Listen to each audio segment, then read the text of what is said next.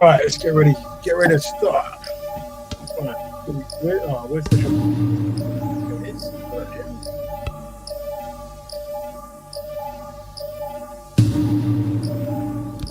Dun, dun, dun, dun, dun, dun, dun, dun, dun. Let's put this here.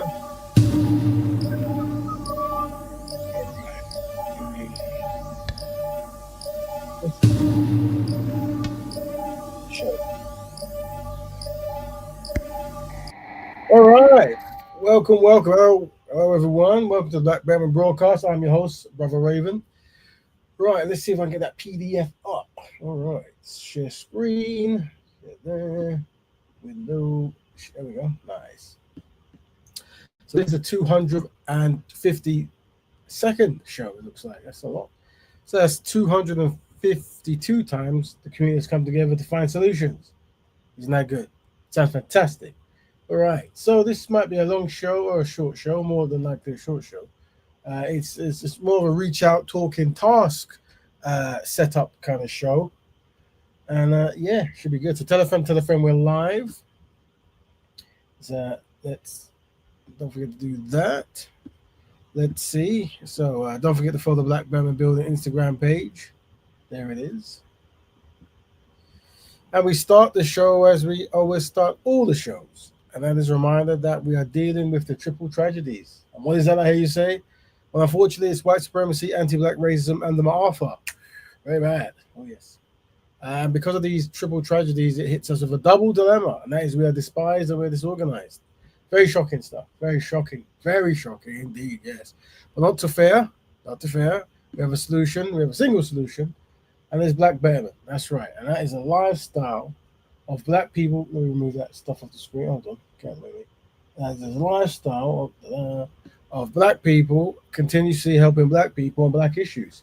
And that is what we promote on this show. Is it? Yes, we do. We promote that on this show. Lifestyle. It's a very cool solution of how to progress in the community. And we're going to use that solution to advance with certain ideas today. And you guys are involved. Fantastic. Sounds good. That's what it does. All right. So what else we're dealing with? Never forget the triple triumphs. We are aiming for black families, black economics, and black health. That was important. Never forget. Never forget. All right. What else? Let's see. We send the link out, and that means we always invite the people to come on if they wish to talk. But when we do, we ask people to remember discipline, dedication, dignity, and discernment. Also, not everyone's going to agree, but the overall goal of the broadcast is for black people to work together to find solutions. So keep that in mind. And if you're kind of against that, then you're welcome to be here. But then if we feel that you're taking up too much time doing stuff, we might just limit your time with that. We try to be kind, but who knows? All right, what else? Try not to use derogatory language if possible. I mean, we're going to hear derogatory language as we do case studies because we're reviewing the world. But generally, when we're talking to find solutions, if we can minimize that, it actually makes solution finding just that little bit more easier. Yes, it does. Yes, sir. Big up Brother Dominic in the house, and big up everyone who's listening live now, who will listen not live in the future. So there you go. Right, so here are the discussion. What is today? We've got two topics that kind of interweave here, and that is what community tasks should we do? We brainstorm an easy collective task the listeners can do that will add value to the community, and who to connect with. We brainstorm names of Black Betterment activists to connect with and support. Right, so what this comes from is last week we were discussing a fantastic show, and if there was something we could do, what is an easy task we could do that might add value? Well, it was a task. Let me say it was a task. And then we said, let's try to make it first step easy because that's the thing. Like this show itself is in fact a task. It's a task that came from me going to Speaker's Corner and debating on the Sundays and, networking and all that good stuff. And then stopping doing that because of COVID. And then, an agreement that, I'll continue to reach out the same topic week to week. And that's a commitment. And that is quite a big commitment to constantly try to be on the same time, have content and be there and don't fall asleep and invite people in and be constructive. So I'm aware that, tasks can be a lot to ask someone. That's why, collaborations work really well. But if we're going to do a community task, I would like to make it as simple as possible. Super simple. I've got some ideas, but what's one really? But your ideas are important. So while we're discussing, if you think of, if there's a simple thing we can do, what should it be? And even though we might not do it, we'll write it down in a database. So it's on a list of things that were suggested, and who knows, we might be able to pull it as a topic or get it executed. Good stuff. And then obviously the other one is who to connect with. This is more so, we've got a database, and at a certain point, it'll be good for us to reach out to talk to other people who do similar things, create concepts where maybe we come on meetings, digital meetings online with community watching, or some of them, and trying to network with other people live, and get that kind of community feel for just solutions. Also, it's very important that if people are on the same page, I think we were discussing this last week as well, that unfortunately there was a big challenge in the Black community, and that is there's so many people doing similar things but don't really talk to each other. That's very terrible, really. So it starts with the me, and the me then becomes the we. So it's like, what can we do to get more connected? So we can use this to go over that.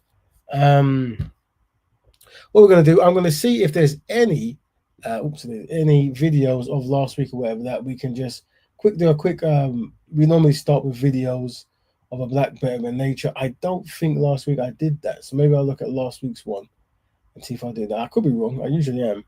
It would be 00. Oh, maybe it's not 0. It was a tech. Did we look at? No, what was this? I think we did look at that. So that looks a bit silly.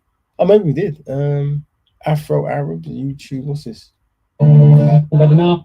I think last week we did do that. Basketball player who? No. I think maybe it was. Let me see the week before that. If not, we'll go straight into it. Let's see, 50. It might be 50. Oh, not really much here as well, to be honest. Well, that's a bit harsh. History. What's this? Oh. I made a video asking. Right. You know what's funny? I might even use that to brother. Yeah, I might actually use that video I found there to continue this one. Yeah, can't find the videos. Oh well, big up Qatari, very important contributor, live in the place. All right, so let's just go with it. Let's start it. What I'm gonna do is let me see if I can I open this on a reliable thing? If not, I'll just do that, close that, add that, that. Maybe I can share this. So, if I share that means I can play videos and share that? Yeah, it looks like it. Let me open that so we can see it. So what it is okay, so I guess let me open the thing. So I'm going to intertwine the topic. So what community tasks should we do? If you guys got any ideas of what a community can do, we could do that. Now, twist plot reveal. My suggestion is a very simple one: make a database.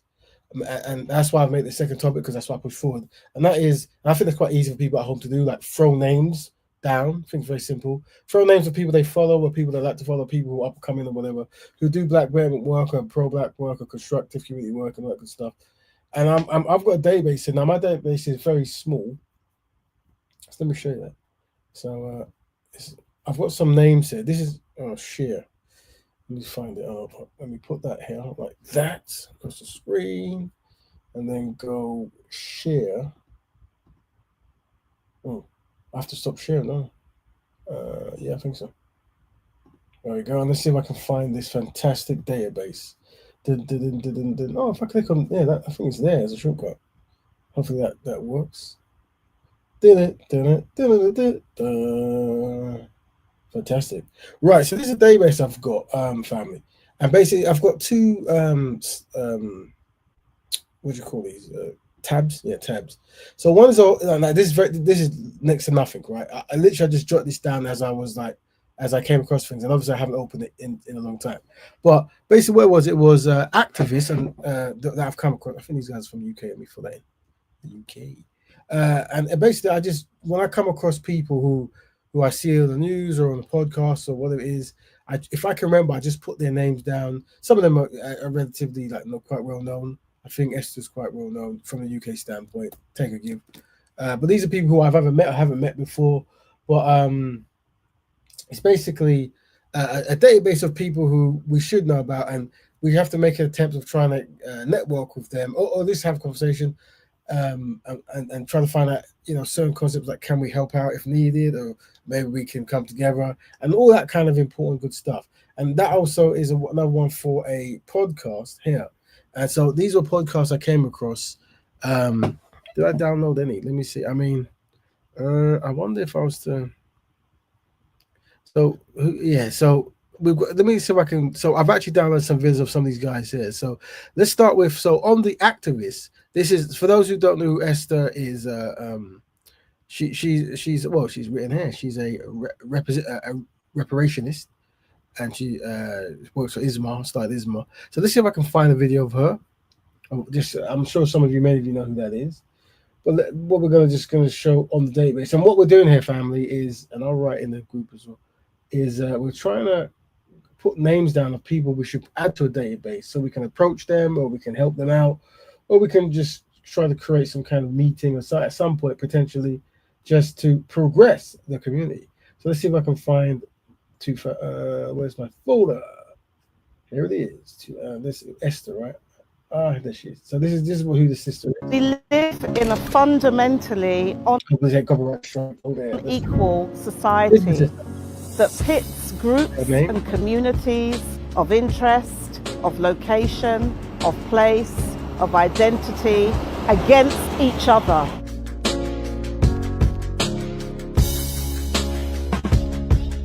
The way in which some choose to appropriate more resources than others has resulted in the climate and ecological crisis that we face today.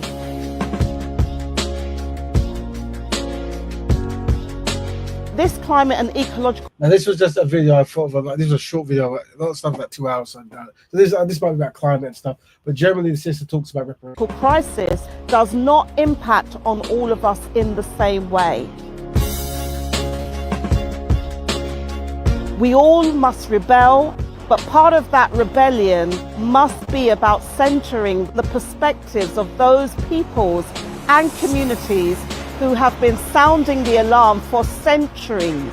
And the way that we do this is actually reclaiming power for the people, by the people. We have the sister there. So I remember seeing the sister on some kind of UK first. This was a UK kind of UK chat show, I guess, and she was really going in talking about reparations and important. Then they had a lot of like naysayers and anti-black racists and European people, whatever. They're trying to poo-poo the concept, but she did a good job. So I remember this was years back, but yeah, I don't know if I actually met the sister. Maybe we've been in the same event. I don't think we have. Murray was very bad. Next one, who's on this? Hindi Andrews, am I saying that wrong? Yeah, this brother, I think he works at a university. Let me put his name up there so I get rid of this name. So let's see if I've got anything on him. So what we're doing for those who are listening, we're talking about, do you have any names of people that should be on our database? Either activists, could be anywhere. Well, obviously UK, we're here, but this is a global thing. So if there's any in other countries, people who I guess up and coming or under the radar is even more better. Definitely from our standpoint. But I mean, but even or just people to connect with. Next one is let's see this next brother here. Open. I'll write his name. Okay, Hindi. I think this brother. There we go. Andy Andrews, I'm Professor of Black Studies at Birmingham City University, also Chair of the Harambee Organization of Black Unity and Editor-in-Chief of Make It Plain. Malcolm X is one of the most important intellectuals, full stop, of the 20th century. Someone who really understood what race meant, how it was structured into the world, and also someone who really understood what we need. Malcolm was arguing for revolution and is really a prophet. If you think about everything he said 50 odd years ago, really has come to pass today. I think the key things when we think about education is that in schools you get schooling, and outside of school that's when you really get education. And I think for my children it's really important that they understand that they have to find their education elsewhere, whether that be in the home, whether that be in bookshops, whether that be in organizations, but really not settling for what's given in the school system. Welcome to my exp. Right, we got the brother there. Let me put that away. So I think we'll remove that. Yeah, I think let me say his name up. Let me put it live as I talk. Yeah, so I think how I think I first started seeing that brother maybe do debates or maybe on some kind of shows or whatever. I thought like the way he spoke, very articulate brother, and I think he does a lot of courses and teaches and stuff. And I think I seen him a couple of got that brother show, some show, but he was debating someone. But yeah, and then he was actually on a show about black. I think we kind of case studied it. It was about black people in the UK, and they obviously had maybe two people who were like black and I guess anti something, and I can't remember. My memory's rubbish. But either way, that's another brother there. I'll put him on the list. It would be good to find out if we can network with such brothers, help him out, and all the rest of it if he's doing constructive work. So what we're doing, fans, we're looking at a list. We're creating a list. What I'm recommending we do. You guys don't have to, but I'm strongly recommend as a task that if there's any names of people that you reckon we should try to network with, support, or help, or do anything constructive with, let me pull it. You can pull it now. I think you can even jump in and talk if you want. I think the link's there, or you could put a message in the comments. And this is in future time as well. People who listen in future time, just put it in the comment section. I'm sure I'm going to go through it. Now we've got Joshua Maponga. This is a list I've made of people I came across. I know some of their work, or I've never really met them. Maybe around in 4 seconds and not. So I just thought, can we put them in a database? So I've got all these people on the list, what they're doing. So if we need to now get a connect or whatever, we've got a list. So we're now in the activist page. We've got a podcast page as well. But let me see the next brother. Let's see who he is. And if this is the first time hearing some people, take their name down, follow them. Let's see this brother here. This is a brother, I think from Zimbabwe, I'm sure. If the day you hear, I want to declare war on the internet. I'm not scared anymore. I'm not scared. Mm-hmm. The day we hear that something has happened to Ibrahim Traore, I will personally leave my country. I will go and take a gun myself, and I'll go to war. I would like us to speak more about Captain Ibrahim Traore. Now, we all know what he's doing. We all know what AFRICOM is trying to do to him. Basically, what do you think about Captain Ibrahim Traore, Mzee Maponga? If the day you hear, I want to declare war on the internet, I'm not scared anymore. I'm not scared. Mm-hmm. The day we hear that something has happened to Ibrahim Traore, I will personally leave my country. I will go and take a gun myself, and I'll go to war. In my own way, I will go and join the battlefront. The West does not understand peace, and you cannot talk peace unless you are ready for war. The young people of our generation, we cannot be reciting poems of how they killed Lumumba, how they killed Sankara, how they killed Kwame Nkrumah, how they killed Samora Machel, how they killed Chris Hani, how they killed Malcolm X, how they killed Martin Luther. For how long are we going to be doing poems? There's a time in history when Africa ruled this world, not with war, but with intelligence.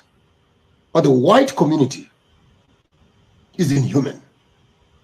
They're destructive to nature. They're vandalists. They're unethical. They're immoral. They're capitalists. Hiroshima, Nagasaki, Hitler, Namibia, Congo.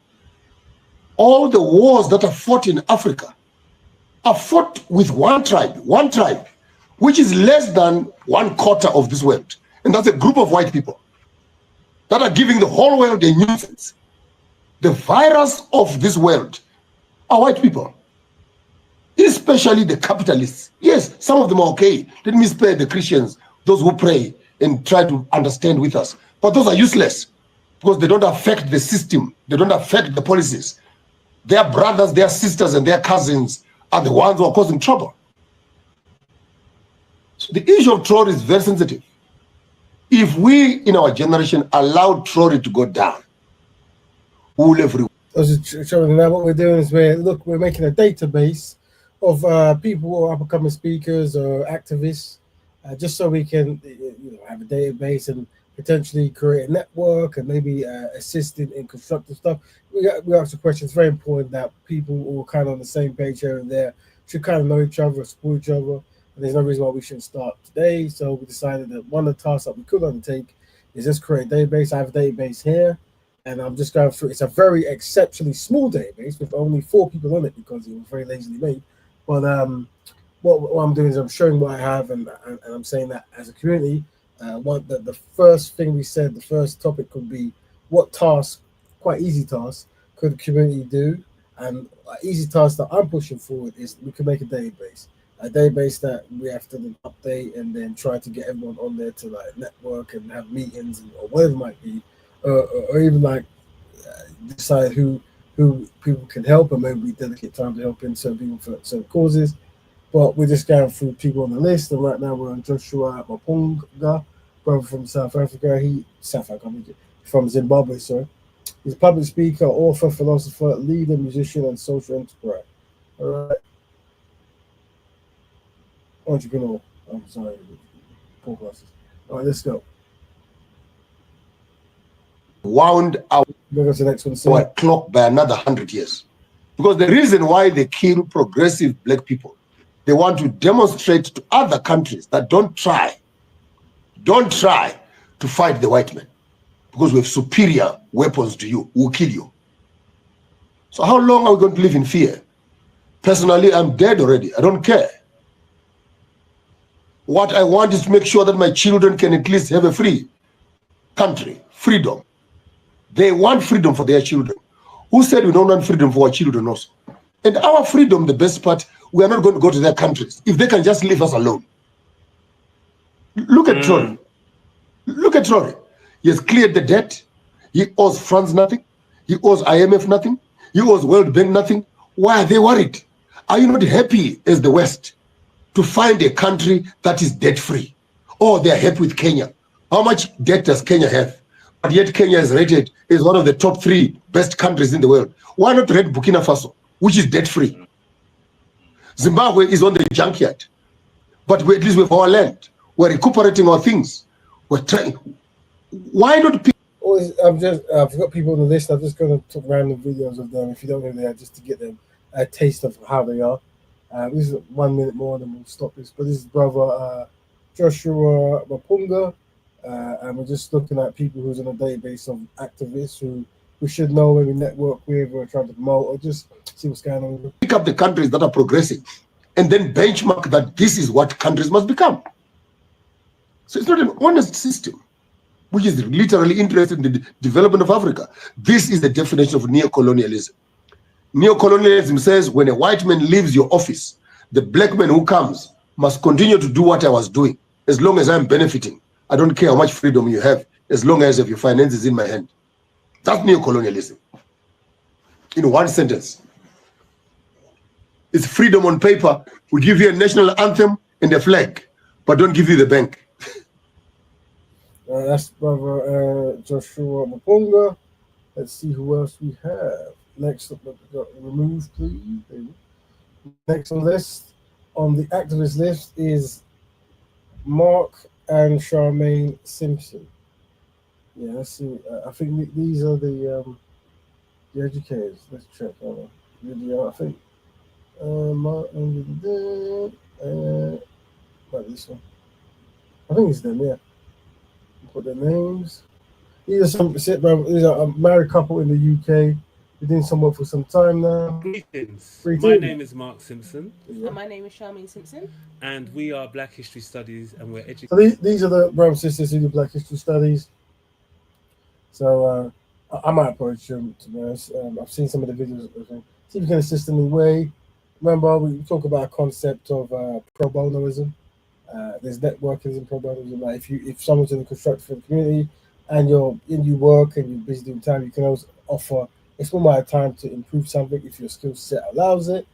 So maybe I can approach these brothers and sisters to find out. I think I follow them on LinkedIn as well. So should we do that, by let me carry on. Educating the community to educate themselves.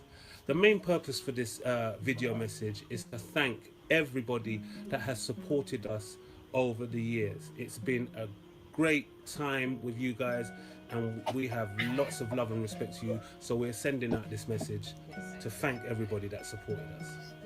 So in 2017, we are celebrating 10 years of Black History Studies. It's just been a wonderful 10 years, hasn't it?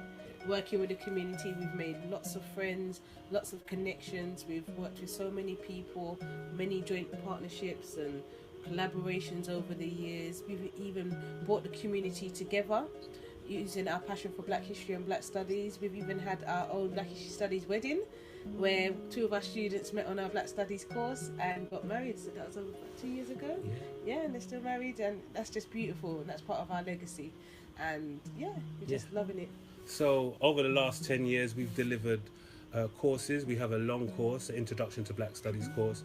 We do short courses, too many to mention. Just go on the website to check it out, www.blackhistorystudies.com. Through our sister company, Black History Study Tours, we've delivered so many different tours. We've had our Moorish Spain tour, Best of Egypt tour, our Black Amsterdam tour, and our Black Paris tour, and these tours are still currently going. So we also have our community cinema program, where we support independent filmmakers to help distribute their films.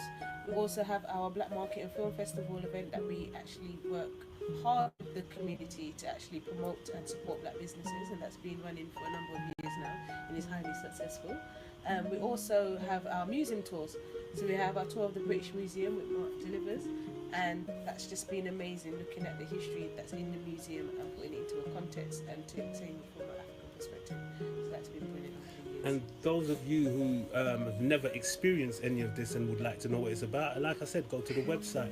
It's all archived there. Everything we've done over the last 10 years, you can get videos and video testimonials and all that type of information from our website. So like I said, check out the website for more information. But also over the last 10 years, the reason why we're thanking you is because we are a self-funded organization, and it's without your help, without your input, we would not be who we are today. So this is why we're giving thanks for you guys. Yeah, and in order for us to continue doing what we're doing for the next 100 years, we would just ask that you continue to support us. So go and support that. I'm aware of some of their work. I've seen things flying around. So yeah, if they still ask for support, that's a way you can support. By the way, there's offering pro bonoism, actually buying the product or doing things with, or doing the support schemes and stuff. Very good, the stuff they're doing. I like what they're saying. Sounds fantastic. Mark and Charmaine Timpson. So during 2017, as part of our 10-year This is like maybe almost 8 years ago or so. anniversary, right? There's going to be a Obviously, I've just take random videos that explain things. Some of them might be open. bags of celebration alongside our usual services, such as the Black Market and Film Festival that we've just mentioned, our community cinema. But what we're asking the community, as we are watching my exceptionally small, fulfilled database, if there's any people that you come across on YouTube or Instagram or wherever it might be, names of activists, people who do constructive work, put them in the group so we can add to the database and see what's going on.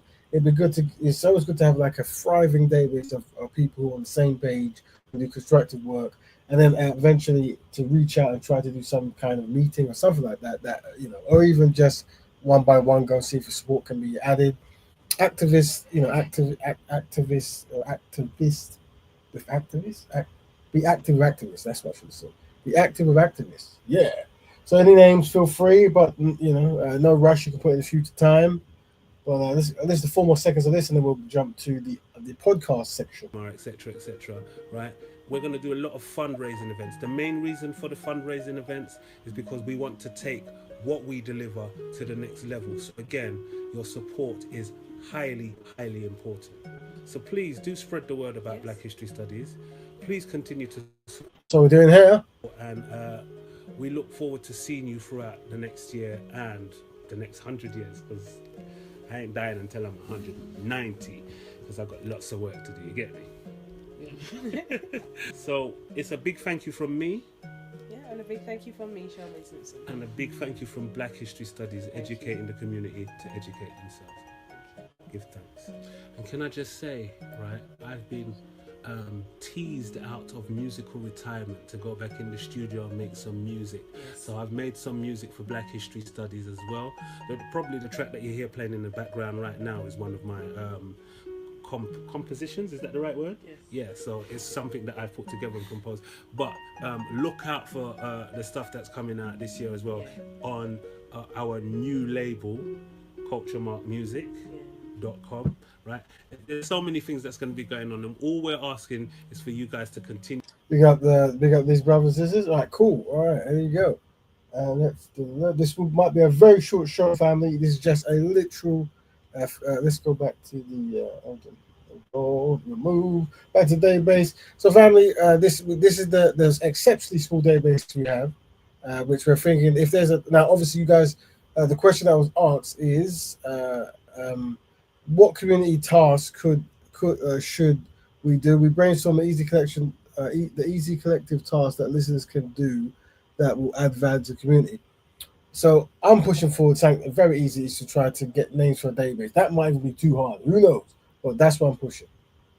But we've now got through the activist side of this very, very small database that we're going to fill as time goes by.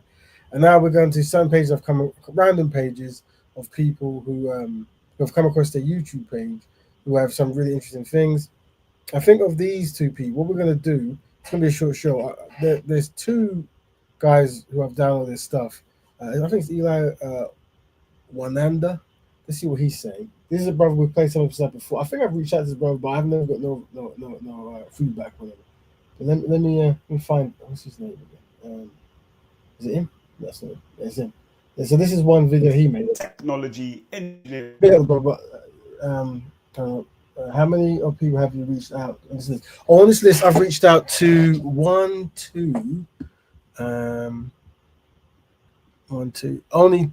two to be fair. And there was another list I had which I can't find, shame on me, but I had another list of Instagram people. But to be honest, I've just collated this list so I could have people that I reach out to. I haven't really done it. It's only because of last week's discussion where they said, what have you? We should do some community work. I thought this sounds the perfect time to do something with that. The thing is, there's a lot of people I actually know, and a lot of the work I do is people I know, and behind the scenes we're doing certain things. But unfortunately, the brother said last week, I think Match Fee said, there's so many things going on and people that not speaking and stuff, and he's correct. So that's why from that we decided let's give ourselves a task. Big up Brother Foster as well for the question. So let's carry on talking. Go! And mathematics. That is what STEM means. And in this video, I am going to suggest to you that Black British people are largely underrepresented in STEM fields. And this is an important topic because if you're paying any attention to the way that the world is going and has been going over the last 15, 20 years, STEM is the future. STEM is where it's at. The growth industries are in STEM. STEM is what's the STEM fields are what are driving all of the trends in society. You can of course talk about AI, but there are many, many other areas in which STEM is critical. And so my overall point with talking about STEM in my last video, this video, and in the future videos is that if Black people are generally speaking underrepresented in STEM fields, that is locking Black people here in Britain at least into a situation where we're going to just be spectators. So it's a very important topic here. STEM stands for, I know you know already, but I'll tell it again, science, technology, engineering, and mathematics. And this is something that we covered about a lot of the youth and trying to get our kids into and stuff, and ourselves, is getting a higher ratio in science, technology, engineering, and mathematics. And obviously, definitely, I believe the children are the future. So that's definitely something that should be a go mission. And it's good this brother talking about. He's talking about a lot of good things, this brother. I've messaged this brother a few times on his page, but I haven't really. To be honest, I don't know if I even checked the response. I mean, I should get a response on my feed, but maybe not. But once again, the fact we're doing this means I should really approach. But it will more have to have an agenda, more like and for me, it's just a basic thing like what you're doing is there where we can assist, and eventually within a network, It's to pull all the resources together to find solutions for the things we're trying to do. Also, you have to separate databases into what I say as complete and casual people. So you have people who are very synchronized in Black betterment concepts, Black families, Black health, Black economics. But some people might not be that synchronized. They might more be like, they just want to do one of the good things here and there, and they don't really say follow certain things that we deem as, or I deem as important, really, like Black families and Black economics, blah, blah, blah. So we have to split them into casual and complete. But I think most of the guys on this list, I would say, are probably more so in the complete version. Could be wrong, though. You never know. You never know how many people are actually married to Europeans. Right? As other people kind of determine and dictate where society goes. So stay tuned. I'm going to dig into, as I usually do, various reports and papers here. You can find links to all of these papers by going to my Substack and signing up. So it's eliwananda. Now, this show will be a short show. We're going to listen to this brother. Then there's one guy after the next.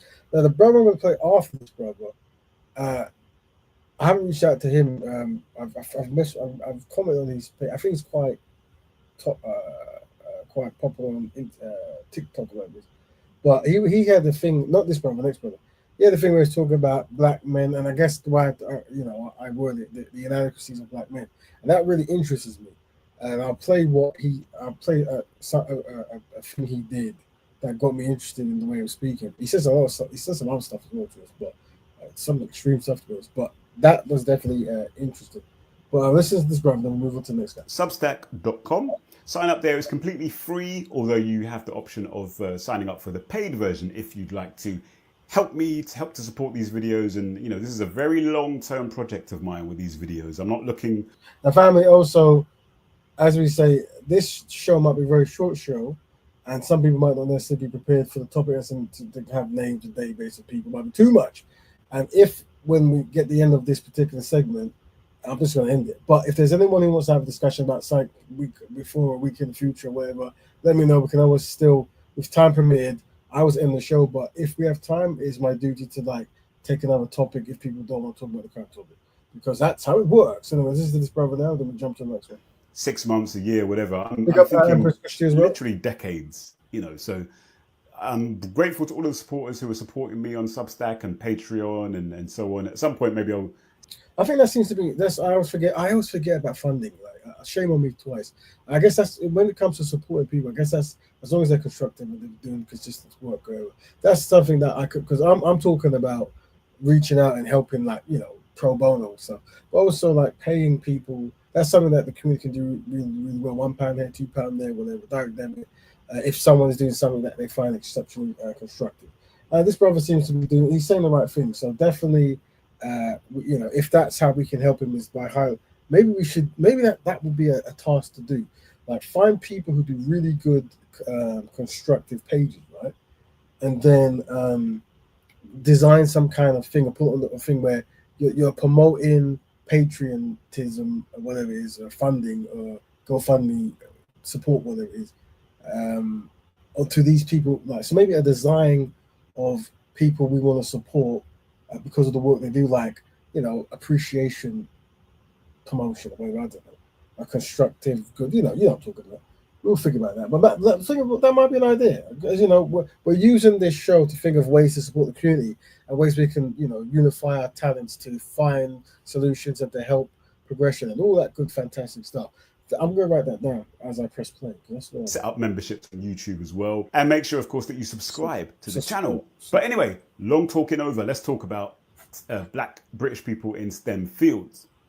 First things first, the most useful bit of data that I could find comes from a paper by the All-Party Parliamentary Group, or APPG, called The State of the Sector, Diversity and Representation in STEM Industries in the UK by the All-Party Parliamentary Group. So this is looking at the proportion of each of these sub-sectors of the STEM fields that are made up of employees of the different ethnicities there. We've got white, Asian, a joint category of Pakistani and Bangladeshi. Oh, sorry, it's white, Indian, a joint subcategory of Pakistani/Bangladeshi, black, and other.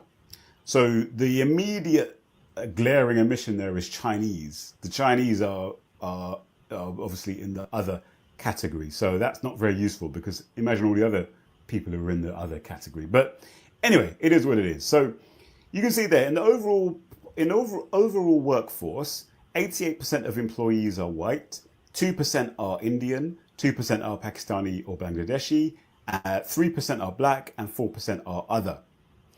But in the engineering sector, 93% of the employees are white, which is slightly more than the overall workforce.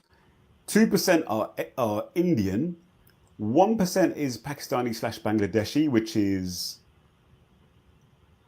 half of the overall workforce, which is 2%. 2% are black, which is about 30% lower than the overall workforce, which is 3%. And then 3% are other in comparison to 4%. So black people, as you can see there, are underrepresented in engineering. Not as much as Pakistani/Bangladeshi people are, but still. Then you look at health. In the health sector, the white employees are 81%, which is underrepresentation compared to the overall workforce. Indians make up 6%, which is a massive overrepresentation, because they only make up 2% of the overall workforce. Similarly, Pakistani/Bangladeshis, they make up 4% of that workforce in comparison to 2% of overall. The black percentage is exactly in line with the overall workforce at 3%. And then you've got 5% other, which is higher than the 4% other. Then you've got science and maths. White people are exactly the same proportion as they are in the overall workforce, 88%. Indians, slightly overrepresented at 3%.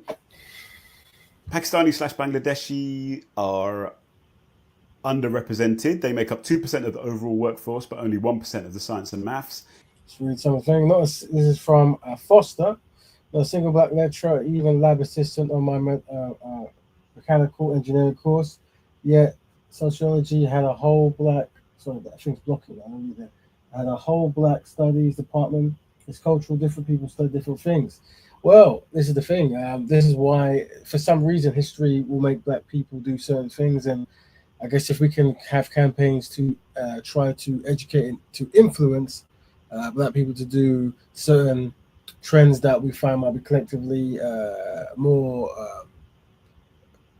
better, not better, but trying to actually do things that we see in the future is going to make a big difference. I don't know the words, but that's the word.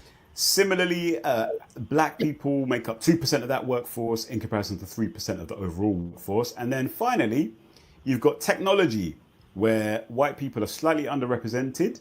Indians are hugely overrepresented. So they make up 7% of the technology workforce in comparison to 2% of the overall workforce. Pakistani Bangladeshis, 2%, in line with the overall workforce as well. And again, black people make up 2% of the technology workforce, whereas they make up 3% of the overall workforce. So black people are the most underrepresented in engineering, science and maths, and technology. Indians are overrepresented in technology, health, and science and maths. Pakistani/Bangladeshis are underrepresented in science and maths and engineering, and they're overrepresented in health. Now, that's so much for that. So black people overall, from the best data that I could find, are underrepresented in STEM fields. So we need to start to ask ourselves, well, why is it? Why are we, as black British people, underrepresented in STEM fields? Well, one of the most important places to look at is education or academia. And that's where I'm going to be spending the rest of this video. The good thing about academia is that data is much more consistently and solidly gathered, and we can get a very clear picture of what's going on in the education. So first of all, let's look at higher education. I'm going to look at a paper that's published in the Nature, one of the foremost science journals in the Western world. And we can see from this table here that black students make up, so this is from 2020 to 2021. Black students made up around 8% of the overall undergraduate population in STEM subjects, but a much lower percentage of STEM research staff and professors. Now, interestingly, white students are actually also underrepresented, but they're underrepresented not only amongst postgrads and academic research staff, but also amongst undergraduates. It's only amongst professors that white people are slightly overrepresented. So that's actually, this video is about Black British people being underrepresented in STEM, but as far as the country as a whole goes, there's an issue with regard to white people going into STEM fields. And I think that is the big driver behind Britain, depending on who you ask, kind of starting to lag behind and fall behind other advanced countries, if you want to call them, in STEM fields. Not enough white people who make up the overwhelming majority of people in Britain, not enough of them are entering into STEM fields at a higher level of higher education. Returning to Black people now, Black students, and remember all of this data here, the data for undergraduates comes from Black British students only. And you'll see that there's a bit of a cliff edge from postgraduate to academic research staff. So Black students are actually quite massively overrepresented amongst undergraduates in STEM fields. When you look at their overall census, our overall prevalence in the overall population, we make up a much higher proportion of the undergraduate STEM population, so we maybe make up about 3%. But I was logging in now. We're looking at the question is who to connect with. We're looking at activists and podcast people who do constructive work. We think we should maybe know more about them, network with people, help them out. And we're looking at a brother called Eli Wananda. I was looking at some of his videos before, and he's talking about STEM. And it's a very important topic anyway, to be honest. And we're just looking to see, if there's any people you think we could. Oh, it has worked. Yeah, I thought it worked. Yeah, if any people you come across you think we should network with, who are constructive, who do Black Betterment stuff or pro-Black stuff, based all around the world, but in the UK as well. Who we should network with, so we can add them to our database. But right now, we're going to do a few more minutes of this, a few seconds of this, and then we're going to go to my final thing. We're going to end by 11, unless someone wants to jump in and talk, or someone has something they want to say, or we want to do that good stuff. All the Black finance channels I follow on YouTube, like, let me write that down. Or African. Well, African is still part of the community. Big up, Brother Foster. Maybe 4% of the overall population in Britain. Right, we make up 8% of STEM undergraduates. We are slightly overrepresented amongst also postgrads. So STEM postgrads are, we make up a higher chunk of those than we would if you just looked at our overall population in that age range. But then you'll see there, Black students are underrepresented amongst academic research staff and very underrepresented amongst professors. All of this, again, is in STEM fields. I'll read this quote from the paper. It says, although it takes time for increased diversity at junior levels to filter through to senior ones, data suggests that the current pace of change is slow, particularly among Black researchers. People from Black ethnicities accounted for 1.7% of junior academic staff in 2008-2009, growing to 2.5% in 2020-2021. But over those 12 years, the proportion of Black scientists in professor and senior management roles barely shifted, rising from 0.5% to 0.6%. There are, of course, going to be various different reasons behind this. The question is, why are Black people failing to move on from undergraduate and postgraduate level into postdoctoral and academic research and up to professorships in STEM fields? This is a useful report here, which I'll link, which is from the Royal Society for Chemistry of Chemistry. This paper is called "Missing Elements: Racial and Ethnic Inequalities in the Chemical Sciences" from 2022, and it lists a few reasons here, as you can see.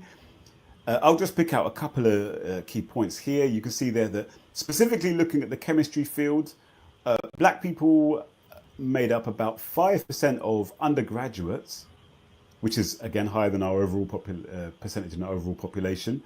But we make up just 1.4% of postgraduate chemistry students, 1% of non-professorial academic chemistry staff, and 0% of chemistry professors. And it says here, 0%. Now look at this. You might think this is something that applies to all non-white ethnic groups, but as you see here, across all subjects, only 0.8% of UK professors wrong. In chemistry departments, 0% of professors identify as black or mixed compared to a combined 5% of the UK population and 5.7. There's that mixed thing. So good thing Brother Foster said as well. And that's why we were saying that the term mixed black might be more appropriate because mixed could represent any mixed black. But I assume they're using mixed in the sense that this person has a black parent. But that's another discussion. These black STEM students are mostly like Africans, not Caribbean. There's also a cultural difference there. Lots of Africans in London working in finance. Okay, so Brother Foster is saying that a lot of the STEM students are most likely African, not Caribbean. Interesting. We have to look that up. I'm not doubting it. Identifies Asian compared to 6.9% of the UK population. So Asians are slightly underrepresented, but nowhere near to the same extent as black people are underrepresented. I would say that again, that Asian category, there's a lot of nuance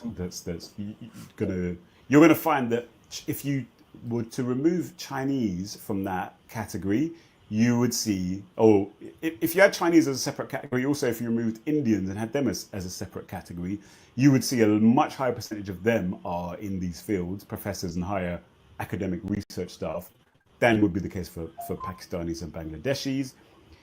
Then there's a few things here which I'll leave you to. There's a difference between mixed white and black Caribbean and, trying to read what you're saying, Brother Foster. There's a difference between mixed white and mixed Caribbean and mixed white and black African. And in terms of education outcome, for example, I suspect there might be. I suspect there might be some kind of difference between people of Caribbean descent and people of continental African descent. It talks about, for example, funding is a barrier for minority ethnic researchers and a few other things, but those are not the main focus of what I'm going to be talking about. One thing I want to say to you, we said there that 0% of chemistry professors are black or mixed. Now, that's actually a convention. In these data, there's a convention that if the numbers are really, really low, and I think if it's 0.5% or something like that, the convention is to round that down to 0. In actual fact, there is a black professor in chemistry in Britain, and it's this guy. This brother's name is Robert Mokaya, and he's the UK's only black chemistry professor. Now, one thing you'll learn about this guy, you can probably see from the name. So he's one of my. But he's the only black professor in the UK. Is that what you're saying? Boys, he's from East Africa. He's from Kenya, and he was actually born in Kenya, like I was actually. He was raised in Kenya. I wasn't. I came here when I was very young.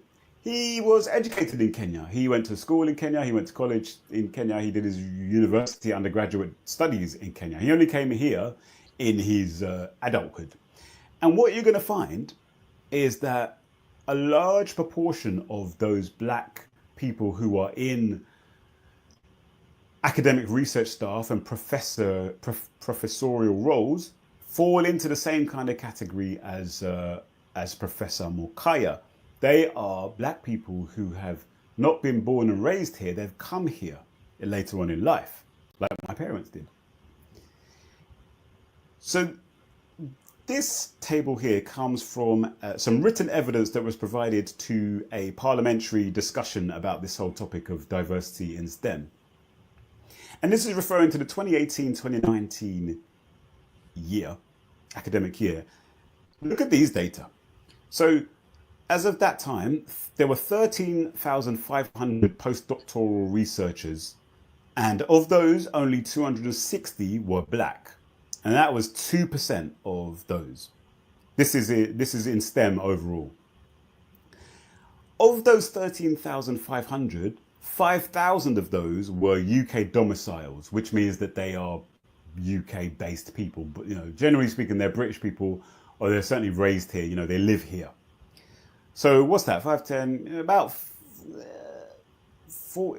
Was it 4 out of every 10 of them, roughly, these postdoctoral researchers were UK domiciles. But when you look at the number of the out of the 260 black postdoc researchers in STEM fields in that year, 65% of them were UK domiciles. That's 1 in 4. So these statistics must be Britain focused, as I don't think this reflects black people elsewhere, which is equally interesting. Yeah, this is the UK base. And then you can look at professors as well. The numbers get even tinier. There were 9,500 professors in STEM fields in that year. 6,660 of them were UK domiciled. So a large, a majority of them were UK domiciled. But when you look at that, only 45 professors, black STEM professors in UK universities in that academic year, which made up 0.5% of the overall total. And of those, only 25 were UK domiciles. So you can take from that black British people make up that's in 2019, there were less than 100 postdoctoral researchers or professors in STEM fields who were black British in the UK in 2018, 2019. So this is why I focused the title of my video on black British people, because when you just focus on the black term, just like when you just focus on the Asian term, particularly when it comes to things like this, STEM and technology and stuff like that, you are missing the nuance that actually in this case, a majority of those black people who are in those research roles, higher research roles, postdoctoral research roles, were not UK, not black British people. And there's an issue here. What's going on? Well, what I want to next talk about is how they're black students, undergraduate students, do appear to be struggling when it comes to getting those highest grades. So this is again from 2018, 2019. This is from another report by the Royal Society. And it shows us the proportion by class of first degree for UK domiciled STEM first degree qualifiers by ethnicity in 2018, 2019. In other words, for those students in these ethnic groups who were in STEM fields, what percentage of them got first class? All right, that is good stuff. We're going to stop there unless you go, please play more. But we're giving brother, 7 seconds, I'm a bad guy, Ali Wahanda. And I remind us to go reach out more to that brother. But we'll think of an idea of, a lot of these brothers are looking for patronage and funding. So maybe that could be part of the process of networking, is trying to help them get funding to make the videos. Very interesting videos. Now we're going to go to the final person on the list. Hold on. Where is it? How do I get out? Remove. So the final person, I came across this brother, Issa Bako. You might know him. He had a video that I wanted to watch, and I haven't seen it, but I'm going to see it for the first time maybe. But I've probably cut the video too early, so it might cut in a minute. But I think he had a video about why black men not competing or something like this. Very important topic. So me play his stuff. He's very controversial because I've been on his page and he says some very strong view stuff, which I'm like, okay, he's interesting. But let's see. Let's just listen to him. I don't know where he's from, where he's based. He knows, and we'll find out as he speaks on. Where is it? There it is. So this is him. Hello, and welcome to the debut episode of the Issa Bako podcast. To everyone that was asking me to start this podcast, I guess thank you for the inspiration. For those of you who do not know, I have a platform. I have a TikTok account with about 250,000 followers. That's the only platform that I'm on, and I do have content that I make on there. I generally started out making news content, just news, general affairs, things that interest me. Growing up, my parents were kind of into global affairs and, just things that were going on around the world, and that interested me. So growing up, I, continued to pay attention to stuff like that. So I started a TikTok account talking about just generally everything, historical stuff, current affairs, news. All right, I was skipping until he gets to the topic. But yeah, he's talking about how he In got other words, when we've been lost for so long that when you try to attempt to tell people, look, this is not what we're supposed to be doing, this is how we're supposed to be doing it, you'll get attacked. I believe on TikTok right now there's some thing going on about dresses, the type of appropriate dresses that you should wear outside of the home, in public. And black women are doubling down that stripper and whore clothes are what you should wear. And on surface level, when you look at stuff like this, they are the problem. But let's get past the surface level. When you do, you see that we black men are the problem. And again, another reason I've been reluctant to share this is I knew in sharing this, even though the intent is to help us, the intent is to get us black men to get up to do something. In sharing this, I will make more enemies. Like I will like more black. I'll have more black male enemies than I would. More black men will not see what I am trying to do because a lot of us have been so stuck, are so lost that we don't even realize how messed up we are. And the whole reason this is coming apart is in light of the Marcellus Williams situation. Marcellus Williams, a black man who was innocent, did not commit the crime. There was evidence. There was evidence. DNA evidence cleared him. And yesterday, the state killed him. That made me realize everything black women had been talking about.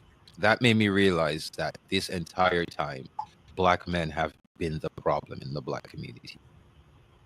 And not for reasons that people think, but it is what it is. And let's start. So, to start this conversation, I need you to ask yourself for one question. Why was Marcellus Williams killed?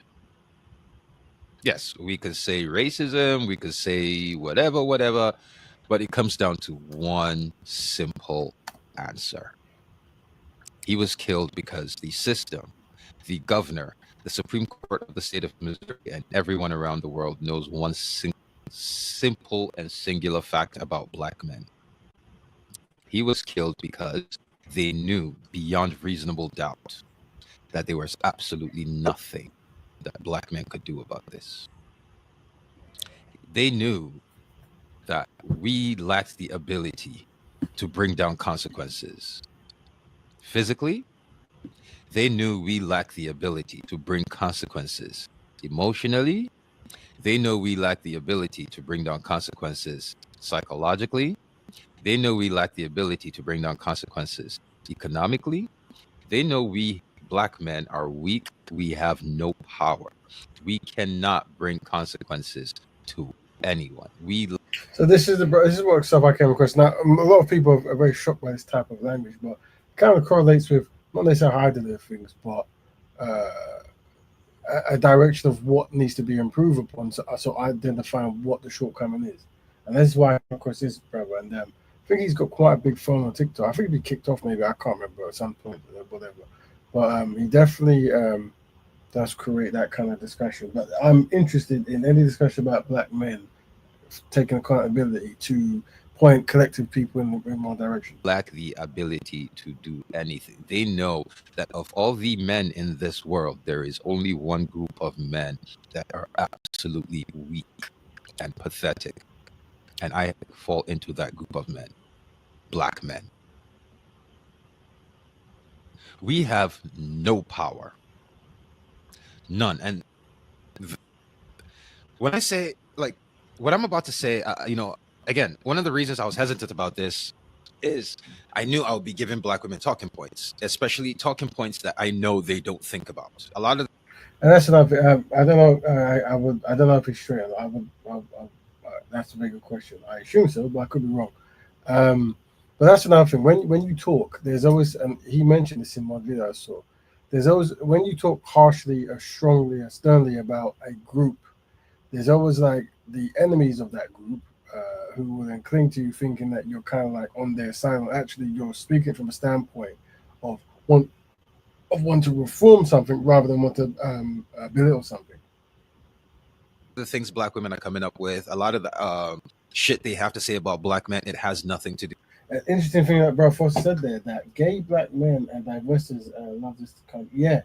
I assume so. And I think that's where delivery is important to understand that. I think when you look at Farrakhan Khan or Marcus Garvey or Elijah Muhammad or any other kind of prominent big speaker, at some point you're going to get that direct, stern harshness that black people have to face. But you always understand that they are leaders in the community or and managers of the community who they're doing that because they're trying to direct you rather than an enemy combatant who's trying to just undermine you to keep you up. Do a lot of these, but it needs to be said. And there's a scenario that I use on my TikTok. I made it once, and a lot of people liked it. A lot of did not. But excuse me, I will give the same scenario here, so you can judge for yourself. He also did I don't know if it was this one. I didn't get to see it. I'm going to try to download it. He did a discussion. He said that I was interested in. The concept was he wants to talk to powerful black men or rich black men to find out why they're not trying to collectively seize power or do bigger things, something like this. I need you to I need you to imagine 8 women hanging out in just hanging out having dinner. There's an Asian woman, Chinese. There's an Indian woman. There's a Black American woman. There's an African woman. There's a Mexican woman. There's a Middle Eastern woman. There's a white woman, and there's a Jewish woman. They're all eating, having fun, just conversating, and then the conversation starts to get a little spicy. And at some point, the white woman comes up and is like, I need to put these women in their places. So she gets up and says, I'm white. I'm a white woman. Our men have run and control governments. Don't mess with me. I'm a white woman. My husband, my men will wreck your governments. Everyone's like, okay, girl. They clap for her. Like, okay, we're not going to mess with you. The Jewish woman gets up and goes, well, I'm pretty sure every one of you has money in the bank. So if you don't want your money fucked up, don't mess with me. Everyone's like, okay, Jewish woman, we see you. The Mexican woman gets up and is like, okay, y'all all in America, if you wish to live in homes, you wish to buy new houses, you wish to have new construction, do not mess with me, because I will holler at Jose, Mexican man, have construction on lockdown. Everyone's like, okay, Mexican woman, we see you. The Chinese woman gets up and it's like, oh, well, Chinese men, they own manufacturing. If you need to make anything, you need to manufacture anything, you better talk nice to me or else I'll make my man shut down his factory. Everyone's like, okay, girl, we see you. The Middle Eastern woman gets up and says, I'm sure you all have to drive to work. You all need gas in your cars. You all need to light your houses. You need to cook. So if you need oil, don't talk nasty to me or I will make you regret this. Everyone's like, okay. I'm pretty sure I covered everyone. But in this scenario, the African woman and the Black American woman and the Caribbean woman, what have we given them to brag about? In that scenario, black men, I need you to think, what the fuck have we given? Excuse my choice of words, but what have we given our women to brag about? In that moment, what could they clap back about? What will this guy, I put his name in, his name is Isa Boka. He's got quite a small following on YouTube and not YouTube, but on Instagram and TikTok. He's got quite a few, to be honest. But he might have. Does he have? Yeah, he's got. Let me see if I can find his channel. If you type him in, thing, it'll come up. But let me see if I can find. African woman say, we own a continent. We have all the natural resources in the world. At that point, you know what the Chinese, Arab, and white and Jewish women say? They jump in like, okay, yeah, you might own it, but our men control it. So sit down before we tell our men to mess with your man. What does a Black American woman say? Our men built this country. Our men did this, that. And the white woman goes, yeah, well, what power y'all got? Shut up, or you get another Marcellus Williams tomorrow. Shut up. What do we have that we have achieved as men to give our women to clap back for? Black men, what part of global industry, what part of infrastructure in this world do we control? What part of infrastructure do we control? Oh yeah, so let me just go back and say this now, because I know once this video comes out, everyone will start talking shit. A lot of men will miss the point and start attacking me. Yes, I am doing this podcast out of my apartment. Yes, I am poor. Yes, that's my cat meowing in the background. I don't know what. Yes, I have been arrested for a crime I did not commit. If you want to believe I did not commit it, if you believe I did, excuse me, I guess that makes me a hero in the black community, because niggas going to jail is a thing, right? I got an entire page in the New York Post for the in that. I'm a former male model. I'm a former Marine. I'm a former business owner. I don't know. Whatever it is you're going to say about me, I think I've pretty much owned everything. I don't think there's anything that you can say that, whatever it is you could say, you go ahead. But when you're done insulting me, let's go back and focus on the topic at hand, which is, as of right now, there's only one group of men in this world that would be called a pathetic, weak excuse of men, and that is black men, the group that I come from. We basically have got up and have told our women and the whole world that as men, the only people we want to compete with is our women. We lack the ability to compete with another group of men. And we have shown that time and time and time and time again. Look at the situation in Washington, D.C. I don't care what happens. I don't know or like or care about the restaurant owner. All I do know is one thing. Yeah, I would like to invite him on.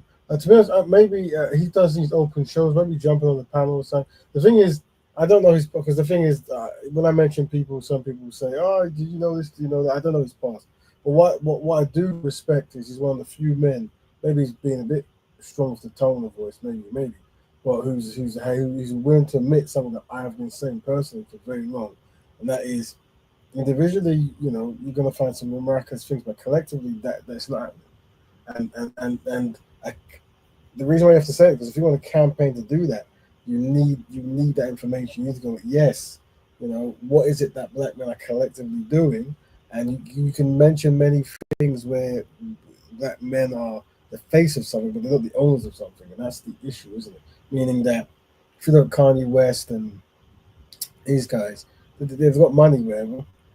But if they behave out of turn, their money can be taken very instant, because they're partnering it. They're not ownership, right? Plus, all these men also don't marry their own women as well, which is another issue. Thing is that in this country right now, there's a UN General Assembly going on. It started yesterday.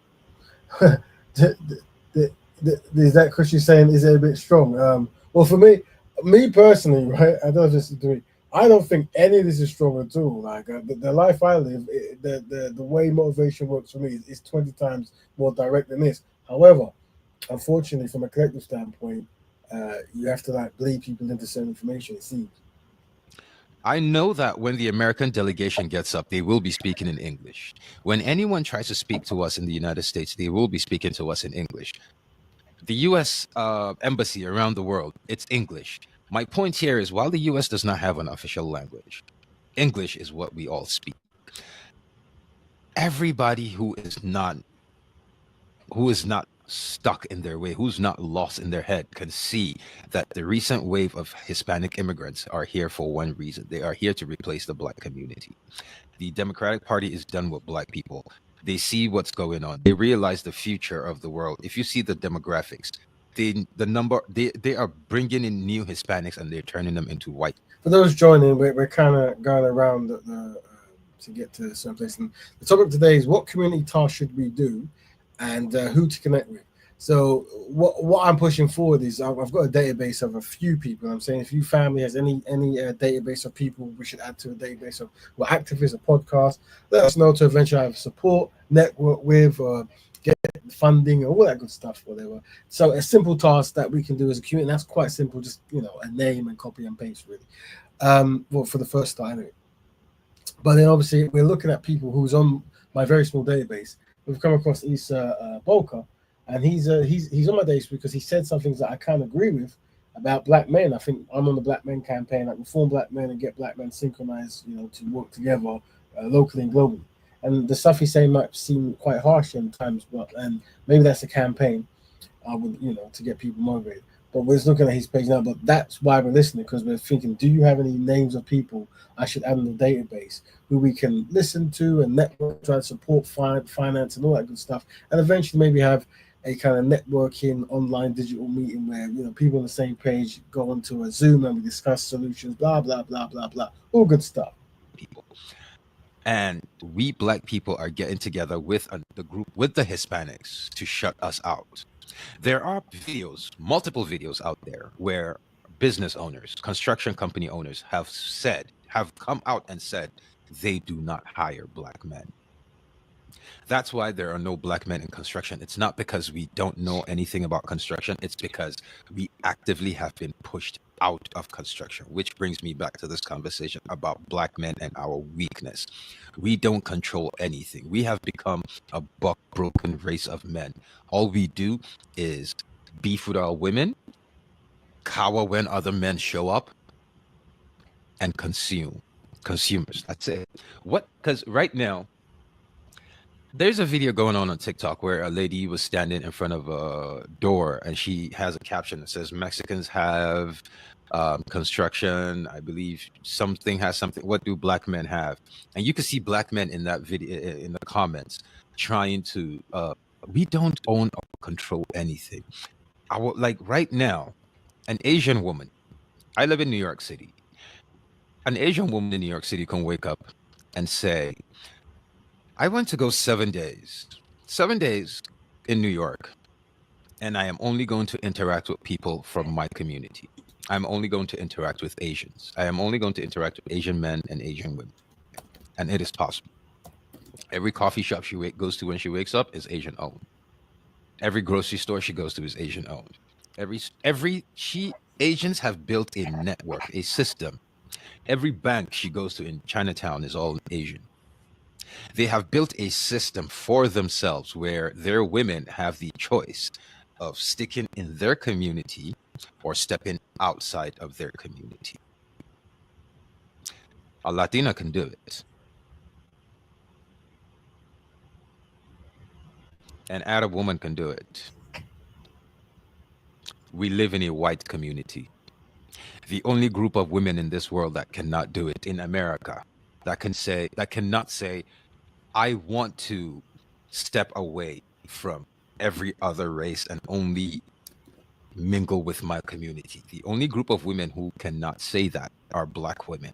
And the reason they cannot say that is because black men have not built any systems. We have not built anything for our women to be able to exist on their own. Nothing. And then the worst part of all of this, I think the thing that breaks my heart the most about us black men is we have become so pathetically weak that we make excuses for everything. Here's another scenario that I like to use on TikTok when I do my lives is there are 8 people. Oh, let's go with 7. There are 14, sorry. 14 people in a cave. We're going to prehistoric times now, during the caveman era. There are 14 people in a cave. There are 7 men and 7 women. They were out enjoying themselves or whatever. And when nighttime came, they sought shelter in a cave. They checked the cave was safe, so they went in and spent the night. By morning, by the time they woke up, they found that there was a saber-toothed tiger laying down at the entrance. There's only one way in and out of the cave. The saber-toothed tiger cannot see them, and she's just laid there. Day 1, saber-toothed tiger does not move all day. She already has her big kill right there by the door. By the entrance of the cave, the saber-toothed tiger has this massive kill that's going to take her a week to finish. So she has no plans of going anywhere. Day 1, these people make it through. They're starving. Day 2, they're starving. Day 3, the women start going, look, caveman language, like, look, man, we have to eat something. We don't care. We're starving. Of those 7 men, 2 men start talking to their women. They start trying to explain to their women how, and they are very rational and they are logical, that we have no weapons. 7 of us men cannot take on a saber-toothed tiger. It is bigger. It can take 7 of us. It has claws. It has teeth. Like, there's absolutely no way on earth that we could take on a saber-toothed tiger. The moment we step out there, and this is a saber-toothed tiger who's a mother, so she's clearly more vicious than the average. The moment we step out there, we're definitely going to get killed. That is very logical, and that's true. And they're explaining it to their women. And there's the other 5 cavemen. They're sitting there. They don't care about logic. They are trying to figure out a way to get out there and get food for their women. They don't care about. Well, you've spent 5 minutes on it. No, Eli, we gave him his full segment, and I'm not too sure if this guy is gay. You shouldn't call someone gay if you don't know. That's not a cool thing. But I don't know why you said it about Foster, but it is important to hear this brother's analogy about black men collectively not achieving. Logic. They don't care. My question to you is, of those 7 men, so 7 cavemen, which men do you think their bloodline ended in that cave that night? I'll tell you who. It's the 2 rational men. And this is basically what I'm talking about when it comes to the black community is, when you look at everything that's going on in America right now, when you look at the situation that black men have been through, the nuances, Seneca Village, which was Central Park, was built. White people destroyed it to build a park. Those joining now, we're looking at the concept of got a database, and we want to add activists and podcast people to the database, and we're looking at people up and coming, people who might be semi-popular or not, but people who we can network with, support, and all that good stuff. And we're just looking at the smallest I've got. But if you've got any names of people to join that list, let us know. I'm also downloading the video that Nikki gave us. I think Nixie. We all know of Tulsa, Oklahoma, where they built a very prosperous town, and the U.S. government came in and bombed it, and white people came in there and killed the rest of the people. We know of what's it called? What's the name of this lake? I can't remember. There's a lake somewhere that got flooded. It's a Lake Lanier. One thing you have to remember that we talk about is a double dilemma, and that is being despised and disorganized. And you're going to find that no other people group has really been hated as much as black people. And that means there's always going to be extra challenges. But I think what this brother's alluding to, or he said once or twice, is yes, there are big issues, but the giving up is not in the equation. Yeah, I mean, maybe that's what I need to set up, like a hard truth discussion. But the thing is, the truth of the matter is, I've been in many meetings, and unfortunately, many brothers, they can't sit still when they hear this stuff. And it's that's why you kind of need a small collection of brothers saying the same thing on the same panel, who, despite them saying it, are for black love, black family, black economics. So it doesn't come across like it's some kind of anti-black, self-destructing kind of movement. Where you have to highlight that this man is, I don't know his love life or whatever, but I know his personal stuff he puts out there, and he seems to be very extra strong black or pro-black. So you know what I mean? And I think that's the kind of you need people who are pro-black who are saying this stuff just to make it a thing. So black men knowing that we are collectively at the bottom of the league is very important. Very, very, very super important. We know about Lake Lanier. Yeah. Lake Lanier was an entire black town, and white America decided to flood the town, and there are still corpses of black people that died when the town was flooded. They still live there. So we know the nuances that every time black men have tried to build something in America, black women destroy it. That's true. Now let's go back to. Interesting point. It's not different to what you hear from the likes of Jesse Lee Peterson, and that's a very important distinction you've put there. It is the complete opposite, right? And obviously, Brother Foster identifies as mixed black or mixed whatever, but I don't know if you might be affected by this kind of talk as well, because you'll probably be included in this talk, and that is you're gonna find black men or members of the black community who specialize in just undermining black people, right? And they do it as a They do it to get brownie points from the dominant society or the anti-black races. But then you're going to get leadership and management people who are strongly concerned about the direction black people are going in. So they speak of that concern in the most direct way. But the goal is to unify, to do something about it. Now, hopefully you can see the distinction between those two strategies. Let me know if you do or you don't. That'll be very important. The real world right now is the real world nuance is seeing that every time black men try to get up to do something, white men get up to destroy it because they've been here longer. There's more of them. They have a system placed, which is What you find about this brother and the brother that mentioned, Jesse Lee Peterson, if you Google him, is he won't mention what we just mentioned. He'll talk about black people being stupid, dumb, and you must always respect and love the white man. He's done so much for you. He's built you a nice place. Thank goodness for slavery because he got us out of Africa. That kind of talk. So already you can see this very two different approaches to an outcome. You see? very true and very rational. And then you have another group of men who are very irrational. They don't care about logic. They're not even productive. What they do is they don't care. They will do whatever they need to do to get money. They will kill, they will hurt, they will steal. I'm talking about hood niggas, the drug dealers and the street niggas. You notice how those irrational men make up like 20% of the black community, but they're responsible for 80% of the kids, while the rest of us rational brothers get to sit down in our three-piece suits and complain about the hood niggas taking our bitches? Yeah.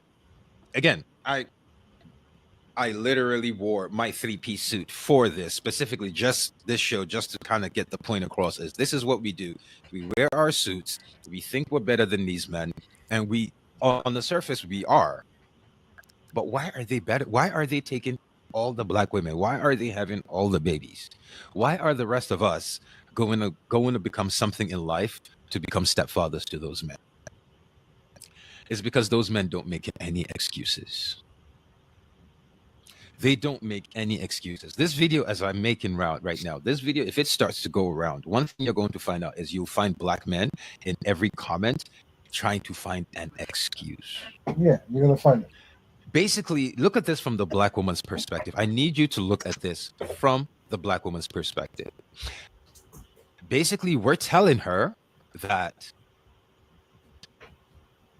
all it takes to defeat us is put an obstacle in front of us. That's it. All it takes to defeat. Family, can we have no name calling, please, if possible? We don't need to have no name calling in the groups. If we can try to be constructive when we have our criticisms of people.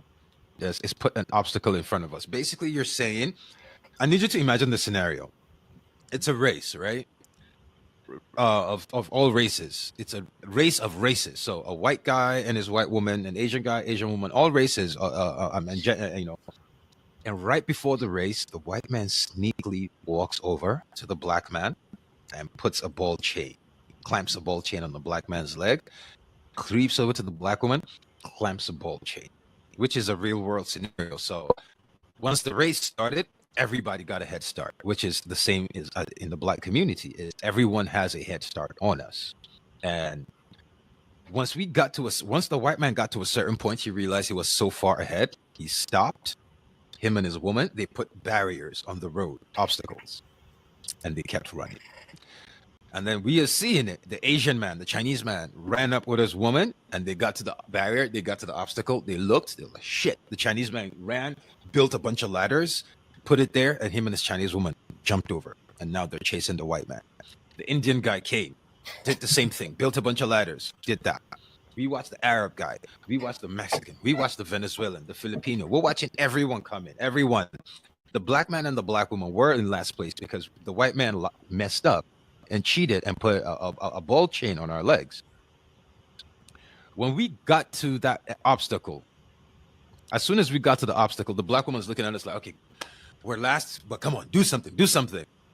And then, look at this from the black woman's perspective. Instead of us to do something, to find a way to get over that obstacle with our woman, we stood there and like, babe, we can't go any farther. Look what the white man put. The white man put this here to block us, and he put something on our legs. Can't you see? And she's there looking like, yeah, the white man put this to block, but look, those men built ladders for their women and they jumped it. So why are you not? And you're standing there talking about, girl, look, nuance. He put an obstacle. We have a bolt chain. We can't do this. And then you turn around and you look at her and you're like, and while you're at this, I need you to cook me a meal. I need you to get rid of your hair, and I need you to fix your attitude.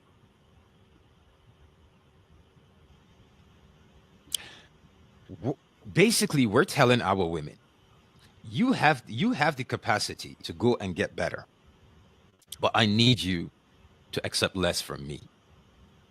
And yes, before you come in, we have seen our women try to go seek better, and those men do not want them. And that is what makes their anger worse. Is they're like, oh, black man, you know what? You don't want to build for us. You don't want to do anything. You want to be a weak, pathetic excuse of a man. I'll go find another man.